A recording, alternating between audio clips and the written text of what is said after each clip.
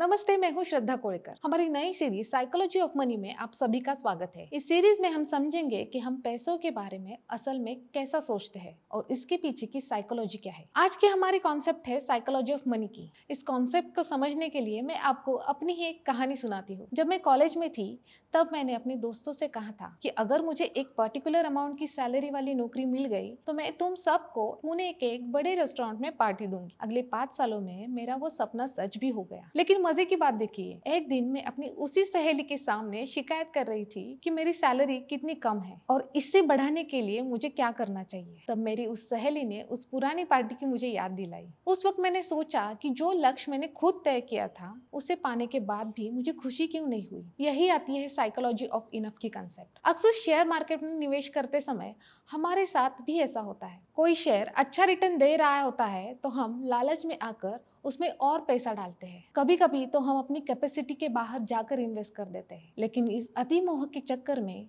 अक्सर हम अपना सब कुछ गवा बैठते हैं। ऐसा क्यों होता है? क्योंकि हमें कहाँ रुकना है ये पता नहीं होता। मुझे कितना चाहिए, मेरी रिस्क लेने की कैपेसिटी कितनी है और पैसे कमाने के इस रेस में मेरे लिए कितना काफी है, ये तय करना जरूरी है। अगर ये तय न हो तो हम बस लालच की लहरों पर सवार रहते हैं और जब वो लहर उतरती है तो वो अपने साथ हमारा सब कुछ ले जाती है। इस पर काफी रिसर्च भी हुई है। नोबेल पुरस्कार विजेता डैनियल काहनेमन ने 2010 में एक स्टडी की थी। इस स्टडी के अनुसार उस समय अमेरिका में जिन लोगों की सालाना सैलरी $75,000 थी, वहां तक उनकी खुशी का ग्राफ बढ़ता गया। लेकिन जैसे ही $1 लाख पार हुई तो वो स्तर के बाद बढ़ोतरी में धीमी हो गई।